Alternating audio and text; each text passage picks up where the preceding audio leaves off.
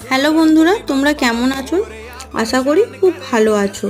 আমিও খুব ভালো আছি। এখানে গণেশ পুজো, আর ভালো তো থাকতেই হবে। বৃহস্পতিবার সন্ধেবেলা আমি গণেশ দেখতে বেরিয়েছিলাম, তো ভাবলাম একটু ভিডিও করে নিই আর তোমাদের সাথে শেয়ার করি। তোমাদের বলেছি না, হায়দ্রাবাদে প্রচুর গণেশ হয়। এই গণেশগুলো আমাদের আশেপাশেই, যে মোটামুটি 1 থেকে 1.5 কিলোমিটারের ভেতরে। তোমাদের আগেই বলেছি এখানে প্যান্ডেল খুব একটা ভালো হয় না, কিন্তু গণেশগুলো দেখতে খুব ভালো হয়, নানান রকমের হয়। তোমরা পুরো ভিডিওটা দেখে বলবে এখানে তোমাদেরকে কতগুলো গণেশ দেখিয়েছি। আমাকে কিন্তু কমেন্ট করে জানাবে। যেহেতু 11 দিন গণেশ পুজো হয়, 11 দিনই তো আর বেরোনো যায় না। যে যে দিনগুলো আমরা বেরোই তোমাদের সাথে শেয়ার করি। তোমাদের সাথে আরও অনেক গণেশ ঠাকুর শেয়ার করব। সেগুলো আমাদের বাড়ি থেকে অনেকটাই দূরে।